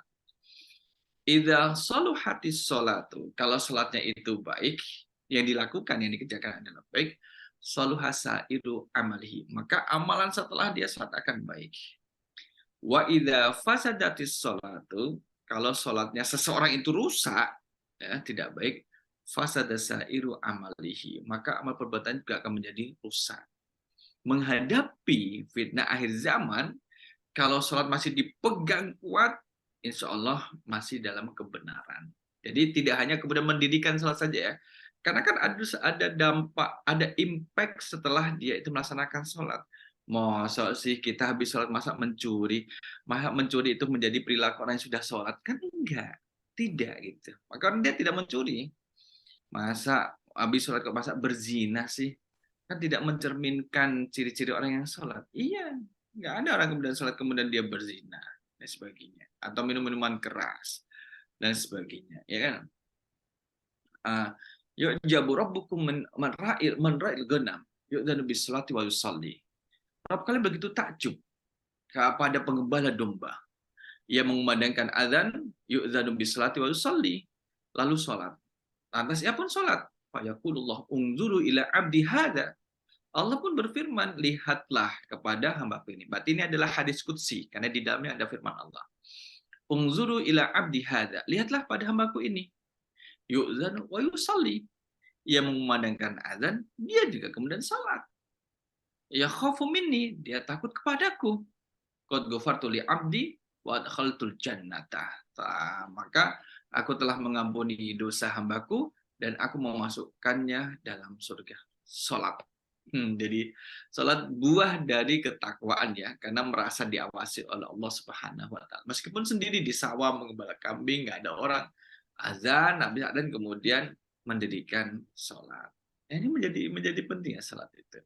Dalam surah Al-Ma'arij misalkan ayat yang ke-19, 20, 21. Innal insana khuliqa halu'a. Manusia itu diciptakan dalam keadaan berkeluh kesah. Idza massahu syarru jazu'a. Apabila ditimpa kesusahan, dia akan berkeluh kesah. Wa idza massahul khairu manu'a. Apabila ditimpa kebaikan seperti harta berlebih, manu'ah, dia menjadi orang yang kikir. Itu kan manusia. Illal musallin, kecuali orang-orang yang salat, alladzina hum fi salatim daim, yang kemudian mereka menjaga salatnya. Nah, jadi solusinya adalah salat gitu. Jadi solusinya adalah salat. Tapi penjelasan di bawahnya termasuk juga salat ini adalah Ini masih gambaran tadi terkait dengan si penggembala tadi ya. Pada orang yang salat bersendirian di belantara, tidak ada godaan di sekitarnya. Oh gitu ya. Bagaimana dengan seseorang yang sendirian dan dikelilingi godaan besar? Kemudian meninggalkan godaan tadi, lantas ia melakukan sholat 2 rakaat karena takut kepada Allah, tentu akan mendapatkan keutamaan yang lebih. Nah, kalau nggak ada godaan, melaksanakan sholat dapat pahala. Kalau godaannya besar, tapi kemudian ditinggalkan, pahalanya akan menjadi lebih besar. Contoh misalkan, seorang ayah pergi ke masjid tanpa anaknya tidak ada yang nangis. Yang kedua adalah seorang ayah mau pergi ke masjid itu saja mah ditangisin sama anak kecilnya, ingin ikut, tapi tidak memungkinkan untuk dibawa. Nah, pahala yang kedua inilah lebih besar. Kenapa? Godaannya ada daripada yang pertama. Kemudian termasuk juga turunan daripada salat itu adalah gunakan waktu dalam ketaatan. Ini kalau kita mau menyikapi aja, Mas. Yang penting waktu 24 jam sehari semalam digunakan dalam ketaatan. Ni'matani maghbunun fihima katsirum minan nas. 2 kenikmatan yang banyak dilupakan oleh manusia, as-sihhatu wal faraghu. Nikmat sehat dan waktu luang. Ini. Wah, saya baru sadar ternyata saya udah tua ya gitu. Loh kok baru sadar selama ini nggak sadar? Tak kira masih muda, ternyata sudah tua. Nggak kerasa ya kalau kita ini sudah tua. Tidak kerasa gimana, waktu kan berjalan gitu ya. Nah, itulah kemudian kita harus menjadi sadar. Ini waktu 2 nikmat yang sering terlupakan atau tidak termaksimalkan dengan baik. Tidak terisi dengan kegiatan yang positif. Ya. Kemudian solusi di zaman penuh cobaan dan godaan adalah kembali kepada Allah dan semakin dekat dengan sholat. Itu. Kemudian yang kedua adalah bijak dalam mengelola informasi. Nah, ini menjadi fitnah juga akhir zaman juga. Apa namanya hoax itu kemudian berseliweran ke sana kemari. Ya ayyuhalladzina amanu idza ja'akum fasiqun binaba'in fatabayyanu an tusibu qauman bijahalatin fatusbihu 'ala ma fa'altum nadimin. Hai orang-orang yang beriman, jika datang kepadamu orang fasik membawa suatu berita, maka periksalah dengan teliti agar kamu tidak menimpakan suatu musibah pada suatu kaum tanpa mengetahui keadaannya yang menyebabkan kamu menyesal atas perbuatan itu. Dapat informasi tidak dicermati dulu, sebar lagi, di forward, diteruskan ke sana kemari. Jadi harus berbijak dalam mengelola informasi. Informasi yang seliweran yang berada di kanan kiri kita. Inilah antisipasi kita. Juga menjaga kehormatan diri dan orang lain. Fa inna dima'akum wa amwalakum wa a'radakum bainakum haram. Kahurmati yaumikum hada. Ini dari hadis. Fi syahrikum hada fi baladikum hada. Sesungguhnya darah, harta dan kehormatan sesama kalian itu adalah terjaga sebagaimana kemuliaan hari ini, kemuliaan bulan ini, dan kemuliaan negeri kalian ini. Jadi hormatilah kehormatan orang lain. Wah, kalau akhir zaman kan saling menyerang satu dengan lain, nggak apa-apa, binasakan gitu, tenggelamkan gitu, hanguskan. Kasihan kaum-kaum yang kecil kemudian menjadi tertindas oleh penguasa yang zalim. Wah, dan kemudian juga mengambil hak orang lain dengan cara yang zalim. Wah, ambil, rampas. Nah, ini kemudian merajalela perbuatan seperti itu. Nah, mande-mande yang kemudian berada di luar negeri, kemudian di Indonesia kan ada Rempang ya, di daerah Melayu. Rempang itu kemudian lagi ada konflik juga. Semoga Allah menyelesaikan urusan itu, karena ya sesama anak bangsa antara penduduk dengan aparat pemerintah juga. Nih, jaga kehormatan diri dan juga orang lain. Jauhi prasangka. Kalau sudah berprasangka buruk pada orang lain, nah ini menjadi masalah juga. Ya ayyuhalladzina amanu ijtanibu katsiran minadz-dzanni inna ba'dadz-dzanni ismu wa la tajassasu. Ya. Hai orang yang beriman, jauhlah kebanyakan berprasangka atau curiga. Karena sebagian dari prasangka itu adalah dosa. Janganlah mencari keburukan orang lain. Mencari keburukan orang lain. Kayak orang yang udah sempurna saja ya. Gitu. Nah, yang terakhir adalah, saya nggak tahu Mandi, ini nguping apa ngupiang ini bahasanya itu? Ngupiang. Apa talingo? Ini nguping itu ada orang lagi ngobrol nih, si A dengan si B, terus kita pelakunya nih dengerin, kira-kira ngobrol apa ini gitu. Nah, itu nguping, itu nguping. Jadi mencuri dengar pembicaraan orang lain. Wa man istama ila haditsi qaumin wa hum lahu karihun aw yafirruna minhu subba fi udunihil anuku yaumal qiyamah. Barang siapa yang nguping omongan orang lain sedangkan mereka tidak suka kalau didengarkan oleh selain mereka. Atau mereka berlepas diri dari hal itu, maka pada telinga yang menguping tadi akan dituangkan cairan dari tembaga pada hari kiamat. Waliyadzubillah, nguping. Kalau sekarang ini namanya bahasanya ini ya, nyadap, disadap. Wah, itu disadap dan sebagainya. Maka kan ada peraturan ya, kapan dinyatakan boleh dengan undang-undang yang mengawalnya. Nah, inilah mandi-mandi jamaah rahimakumullah terkait dengan bagaimana seorang muslim itu menyikapi saat-saat akhir zaman.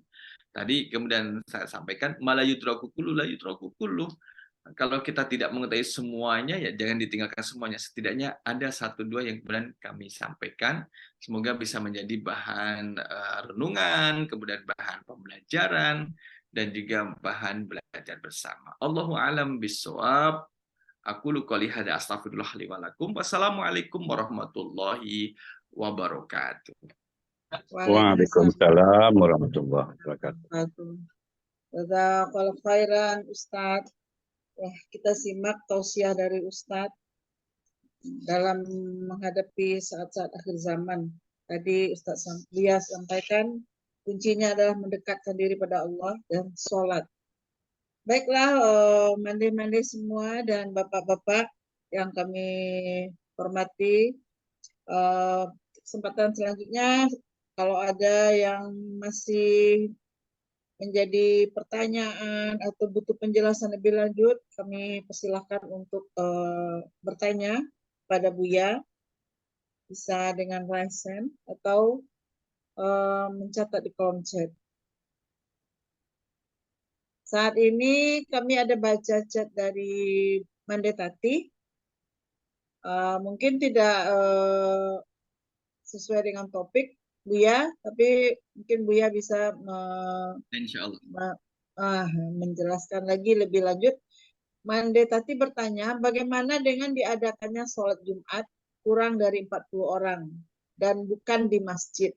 Apakah ini termasuk kurangnya pengetahuan tentang hal itu? Demikian pertanyaannya, Buya. Terima kasih. Terima kasih untuk Mandetati. Kami, Buya, ketika masih di Kairo itu pernah melakukan trip seperempat Mesir, seperempat Egypt kita jelajahi. Semuanya adalah mahasiswa internasional. Kemudian datang hari Jumat. Hari Jumat.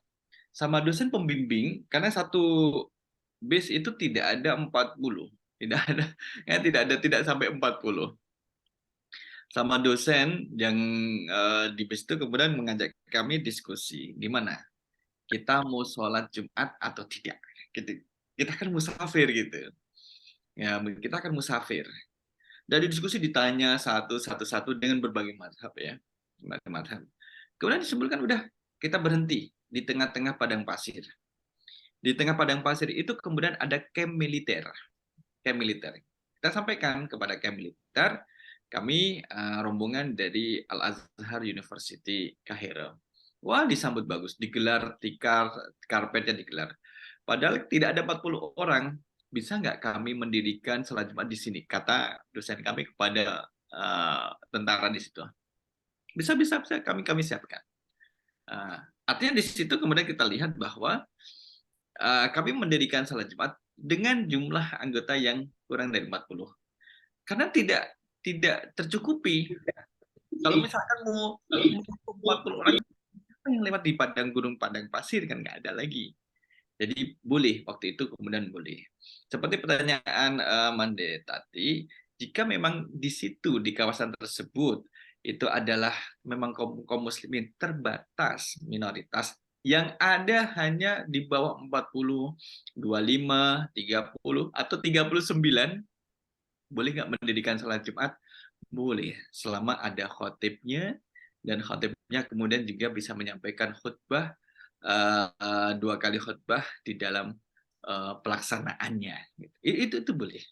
Misalkan, wah, Buya nggak ada masjid, kita melaksanakan itu di rumah, di garasi mobil, boleh, boleh. Islam memberikan kemudian kelonggaran. Kan kondisinya kalau yang di daerah yang minoritas kaum muslimin boleh saja, boleh. Buya pernah melaksanakan seperti itu juga di tempat-tempat yang kecil dan terbatas. Itu jadi boleh seperti itu, Mandi Tati. Allah alam bisawab. Jazakallah khairan Maaf, Ustaz. moderator sedikit aja sehubungan dengan ini gitu. Boleh bertanya? Silakan Oke. Mandeben, nanti Dan Mandeneti. Ya. Mandeneti. Di ini Bu Ustadz Balkis, di Indonesia itu misalnya di kampung saya ya, kalau ada beda antara masjid dengan musala, padahal sama-sama artinya gitu ya, tempat bersolat. Tapi kalau di musala itu kecil masjidnya gitu, disebut musala, tidak boleh mengadakan sholat Jumat. Nah, bagaimana itu, Ustadz Balkis? Ya, terima kasih. Itu kemudian kembali kepada penamaan di daerah tersebut. Bukan satu, kemudian ada spirit gini. Kenapa kemudian diutamakan di masjid? Dikarenakan daya tampungnya lebih banyak dan lebih besar. Lebih besar bangunannya dan lebih banyak daya tampungnya. Sehingga dalam pelaksanaan salat Jumat itu ada syiar Islamnya kelihatan. Syiar Islamnya. Misalkan kalau dalam satu situasi dan kondisi, boleh tidak kemudian mendirikan Jumatan di musola? Boleh, Islam tidak melarang. Jika memang jarak dari masyarakat yang tinggal di sekitar musola itu terlalu jauh untuk pergi ke masjid. Bahkan kemudian waktunya akan tertinggal dari ibadah Jumat yang dilaksanakan di masjid besar. Itu. Maka boleh melaksanakan di musola jika memang akses untuk ke masjid itu terlalu susah atau kemudian tidak memungkinkan. Jika ada masjid kemudian ada musola berdampingan, jaraknya mungkin 100-200 meter, dan masyarakat bisa mengakses ke masjidnya, maka sangat dianjurkan untuk ke masjidnya, memperlihatkan ukhuwah Islamiyahnya, gitu. Ya, ini seperti itu. Tapi dalam satu kondisi, wah ini masjidnya sedang direnovasi, maka ibadah sholat 5 waktu dialihkan ke musola terdekat. Maka musola itu juga akan dipakai untuk Jumatan. Boleh. Terima kasih, Ustadz Balkis. Baik, jazakallah khairan Ustaz. Terima kasih Ustaz atas jawabannya. Terima kasih. Ya. Tati. Semoga ada menjawab ya Mande Tati dan Mande Ben. Selanjutnya pada Mande Neti nih sudah pegel resnya nih. Silakan Mande Neti. ya, terima kasih Mande Mur. Nggak apa-apa ya off cam Mande. Ya. Pakai HP. Ya, Assalamualaikum warahmatullahi wabarakatuh, Ustadz. Terima kasih atas tausiah dan pencerahannya. Mungkin ada sedikit yang menjadi pertanyaan agak mengganjal juga ya Ustadz, terkait tadi tentang membicarakan orang lain atau berprasangka. Tapi ini persoalannya bukan berprasangka, emang suatu kenyataan, tapi kenyataan itu harus dibicarakan gitu dalam hal masalah bertugas, misalnya dalam masalah tanggung jawab misalnya. Apakah itu termasuk juga kita hal yang melakukan hal yang salah atau membicarakan orang kondisi seperti itu? Bagaimana apanya Ustadz? Terima kasih Mandi semua dan Ustadz. Terima kasih.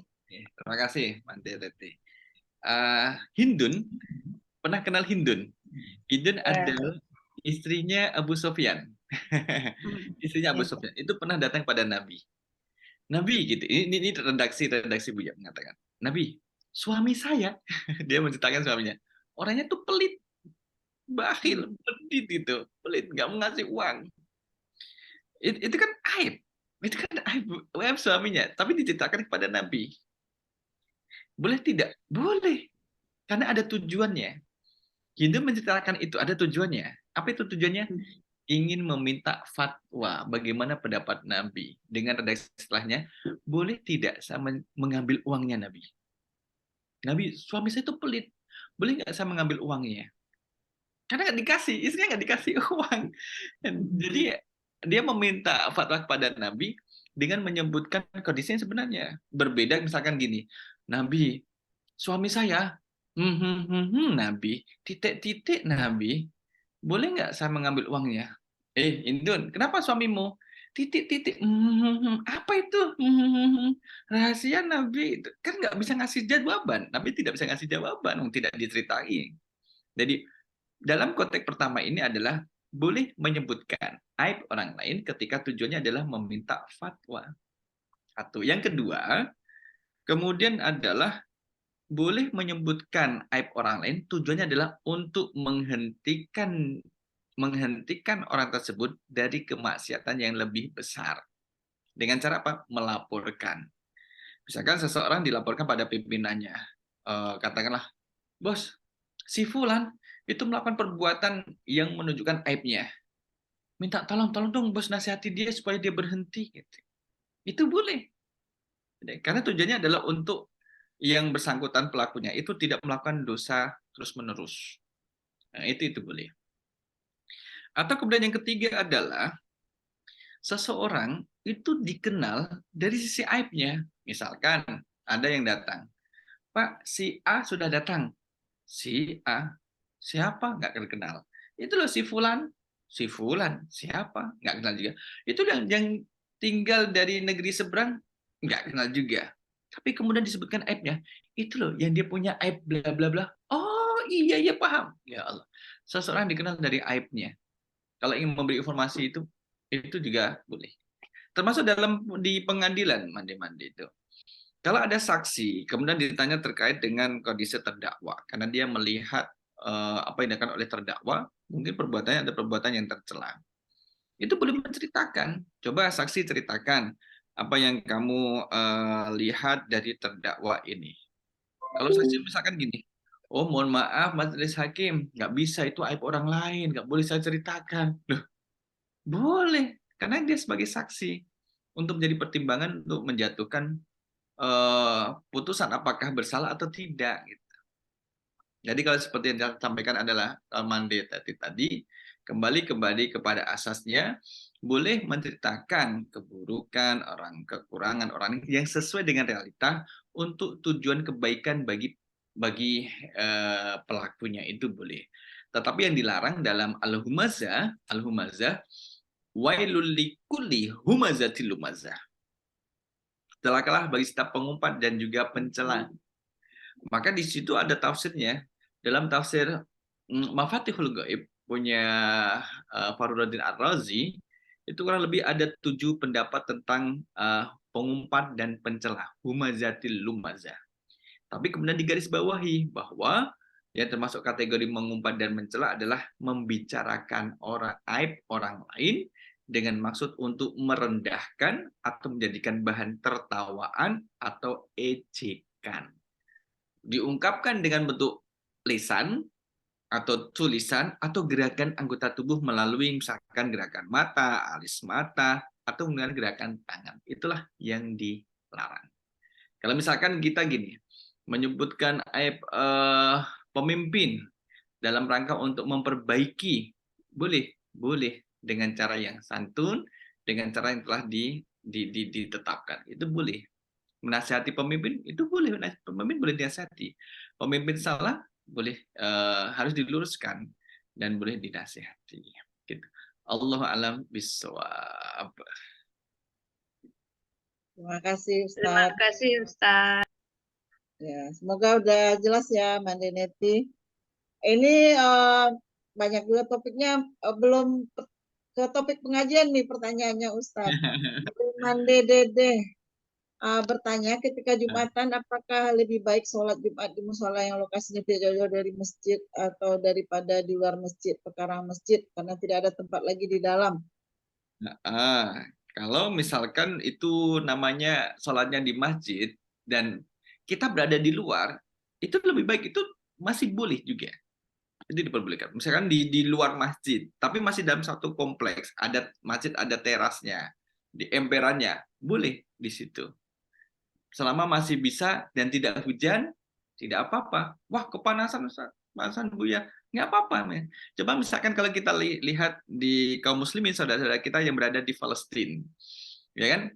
Kalau misalkan Made Murni lihat, yang sholat di luar masjid, itu kan lebih banyak daripada yang di dalam masjid. Nah, tapi itu masih dalam satu kompleks masjid ya. Beda kemudian kalau beda kota kan nggak bisa ya, beda kota. Masjidnya di kota A, dia di kota B, ini nggak boleh. Atau ikut Jumatan Masjidil Haram, tapi ada di negeri yang lain, nah itu tidak boleh. Menggunakan Zoom, kamu Jumatannya pakai Zoom atau pakai online, nggak boleh, itu nggak boleh. Jadi yang Mani Dede ini adalah ya tidak apa-apa kemudian berada di luar masjid atau pekarang masjid jika memang jamaahnya luber sampai keluar. Buya ketika di Kairo itu kan Jumatannya memang kalau Jumatan kan ramai sampai luar. Bahkan ada yang berdiri di tepi jalan dan sebagainya, itu biasa karena hari Jumat. Kemudian ada suara motor gitu. Hujan gitu. Di belakang di luar hujan. Nah, ini ketika disebut hujan, khotibnya langsung berdoa, Allahumma fir lil muslimin was muslimat gitu. Jadi bersifat kondisional juga ternyata pelaksanaan ibadah salat Jumat tidak kaku-kaku amat, lihat kondisi. Kalau normal ya berjalan sebagaimana biasanya. Tapi kalau dalam kondisi tidak normal, jamaahnya luber sampai luar. Misalkan kita di Masjidil Haram, bahkan kan jamaahnya kalau ibadah Jumat bisa sampai mendekati jalan. Bahkan di luar yang bermarmer, kadang masih ada jamaah sholat sana. Saking lubernya, boleh, itu tetap diperbolehkan. Itu tetap diperbolehkan. Nggih, Allah alam bisawab. Semoga menjawab ya, Mbak Dede. Mungkin karena saudara-saudara kita ini di luar ya, jadi di tempat yang minoritas ya, Bu ya. Jadi banyak menghadapi permasalahan dalam salat Jumat. Ada lagi Mande yang bertanya, kalau enggak saya juga ingin bertanya nih Bu ya. Boleh. Ya Bu ya, ini kan saya mencatat tadi poin-poin tentang tanda-tanda akhir zaman itu, salah satunya berpakaian bukan kepala seperti penuh unta itu loh Bu ya. Di masa-masa kecil dulu Bu ya, saya melihat ibu-ibu itu beli penyambung rambut gitu loh Bu ya. Cemara namanya dulu zaman dahulu gitu. Nah sekarang muncul lagi banyak sanggul-sanggul pura-pura gitu yang akan dipasang seperti punuk itu nantinya Bu ya. Nah ingin ditanyakan bagaimana dengan dosa yang memakai ya tadi kena ya, yang membuatnya itu gimana itu Bu ya, yang menyiapkan rambut palsu itu atau sanggul-sanggul yang kayak serang lambah itu Bu ya. Itu Bu ya. Sama seperti ini Mande Murni. Orang mohon maaf pelaku pembacokan misalkan, bacoknya dengan pisau atau penusukan. Kemudian penusukan menusuk korbannya dengan pisau. Kemudian kita tanya, gimana ya hukum orang yang buat pisau? Kemudian pisaunya dipakai untuk menusuk orang lain. Nah, itu kemudian pembuatnya dia tidak terikat dengan hukum. Karena yang dibuat itu memiliki asas manfaat yang lain. Cuman terjadi penyalahgunaan. Yang menyalahgunakan itulah kemudian yang mendapatkan dosa. Karena dengan pisau itu kan biasanya untuk motong bawang merah atau masak, motong cabai, motong pohon. Ini dipakai untuk menusuk orang. Maka yang pengguna itulah yang bertanggung jawab terhadap benda tersebut. Sama seperti yang kemudian membuat untuk ya penyambung rambut atau yang lainnya. Bagi kita kan orang yang mohon maaf yang tidak beragama, yang non muslim kan tidak ada masalah dengan hal-hal itu seperti itu kan ya. Mau pakai penyambung rambut atau pakai yang di belakang ini nggak ada masalah. Tapi bagi kita yang muslim karena sudah ada ketentuannya, maka kita lebih baik untuk menghindari gitu ya. Kemudian yang memakai jangan menyalahkan yang buat. Ini salah bapak yang buat makanya saya pakai gitu. Ya bukanlah Bu, ibu yang salah yang dosa memakai. Bukan bapak. Coba kalau bapak tidak buat pasti kan saya tidak pakai juga kan. Ya bukan gitu. Saya kan jualan bukan untuk ibu, untuk yang lain yang bukan seperti ibu. Nah itu. Maka kesalahan itu pada pelakunya, bukan pada pembuatnya. Ya Allah a'lam bishawab. Jazakallah Ustaz. Jadi tapi targetnya kadang-kadang ibu-ibu yang berhijab Ustaz. Nah, gitu, ya gitu. Atau yang Ini ada Mandeben lagi nih ya, Rasen. Silakan Mandeben. Alhamdulillah, terima kasih, Masya Allah. Ustadz Talkis, rasanya bagaimana gitu ya, segala tausiahnya itu sangat besar dan berat sekali, Insya Allah. Semoga Allah membalasnya. Amin ya Tuhan. Amin, dengan pengetahuan yang lebih banyak lagi. Ini tentang itu tadi Ustadz Talkis, budak wanita melahirkan majikannya. Ini kalau dilihat itu di Amerika ini ya, waktu zaman dahulu perbudakan itu benar-benarnya maksudnya tuh kan budak-budak wanita slaves itu memang digauli oleh yang punyanya gitu ya. Jadi itu tuh memang itu yang termasuk lagi Ustaz ya. Jadi benar-benar terjadi anak dari yang majikan. pemimpinnya itu majikan gitu. Terus nanti kalau ada komen Ustadz Agis. Kemudian yang ini lagi compang-camping mendirikan tinggi building yang besar-besar, yang bangunan yang besar-besar.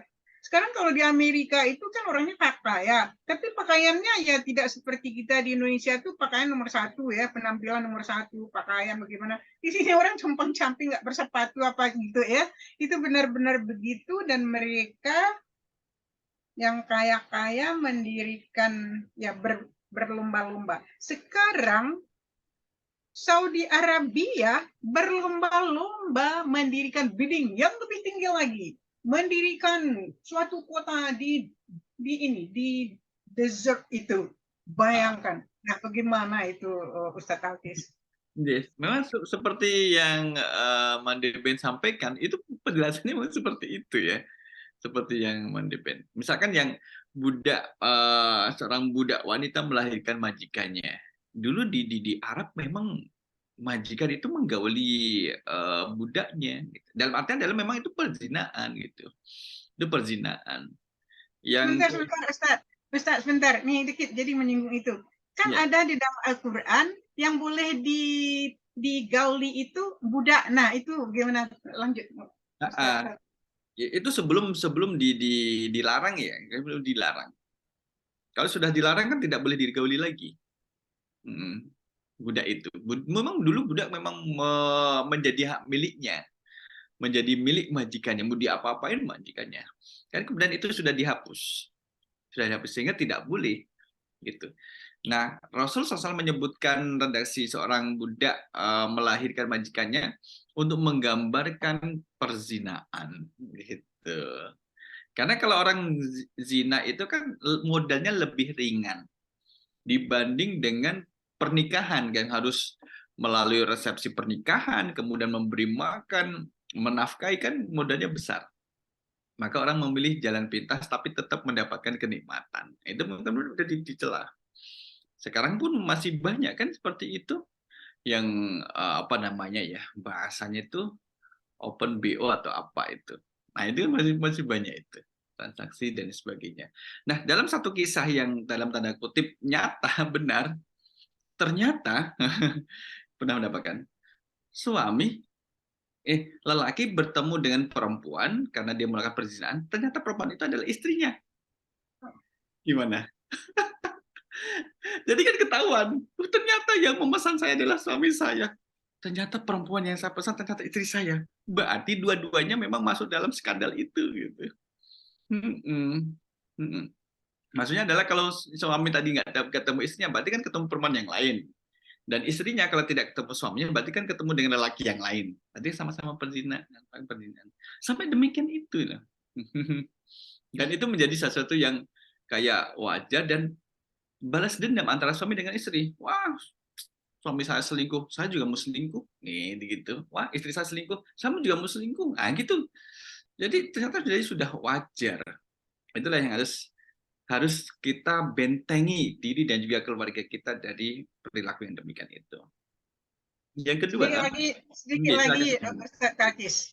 Di dalam Al-Quran sekarang ini masih ada di surat Al-Mu'minun, ayat berapa, saya lupa nomor ayatnya, tapi dalam the first tense of ayat itu ada kecuali katanya orang yang mukminun itu bilang bla bla, kecuali dia menggauli itu, ada dimasukkan ambasahayanya itu.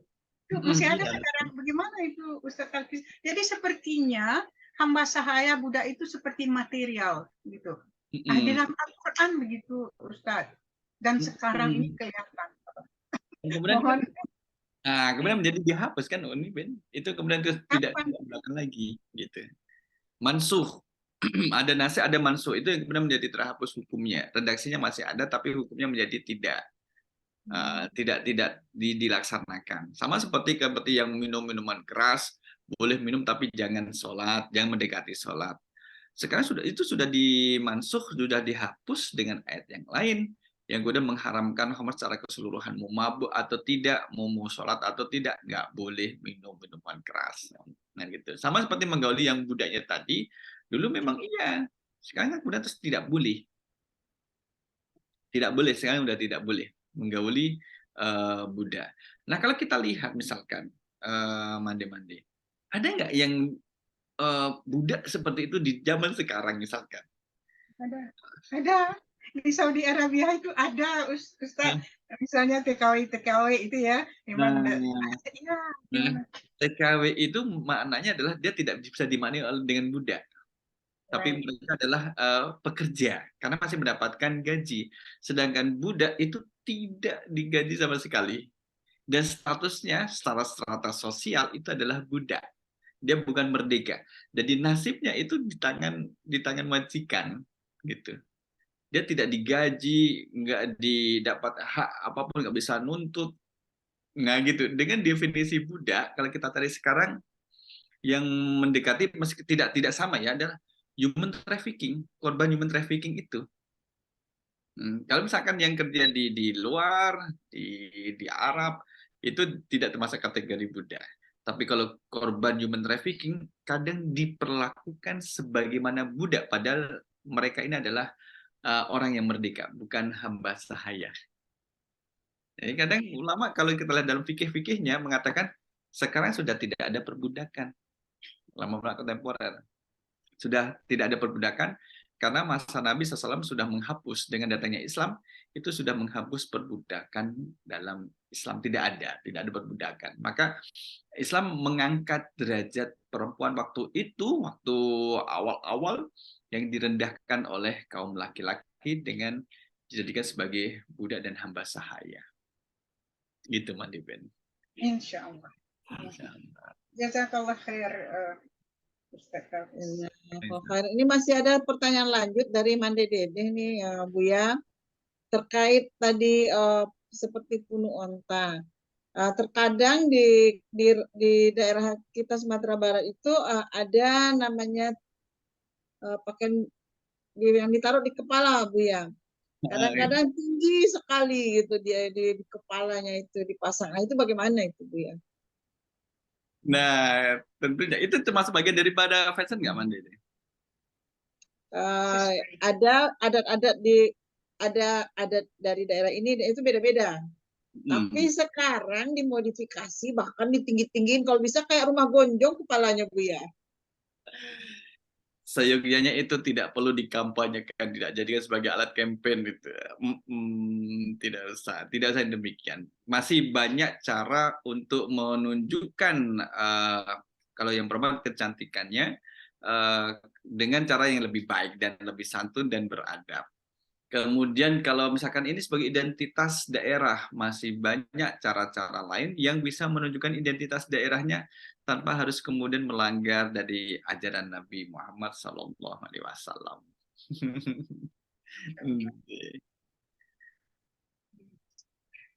Mudah-mudahan menjawab ya Mandi Dede. Masih ada chat sepertinya Buya, sebentar Buya.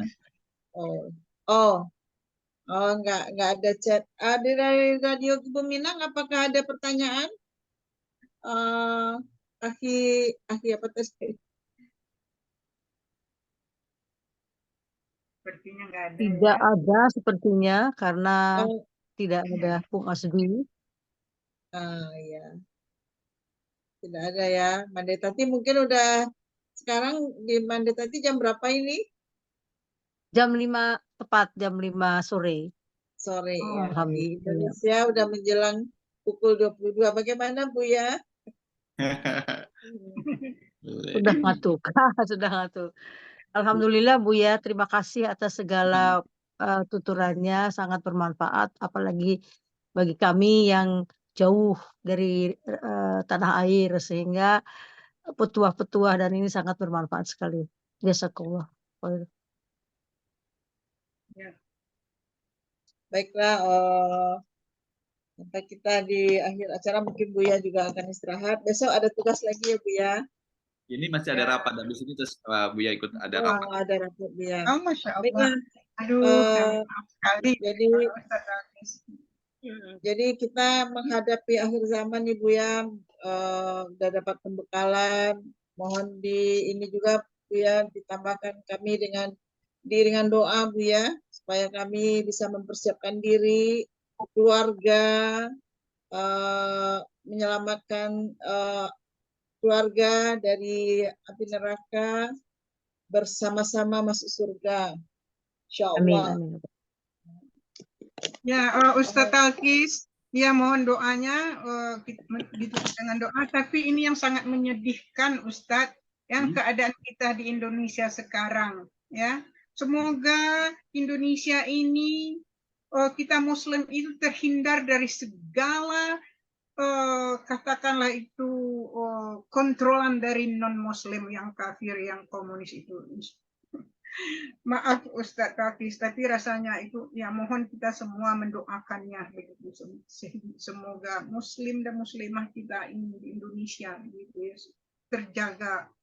Berikanlah hendaknya miracle dari Allah, semoga Indonesia ini terjaga dari yang tidak dikehendaki Ustadz Talkis. Mohon doanya, kita menutup dengan doa Ustadz Talkis insyaallah.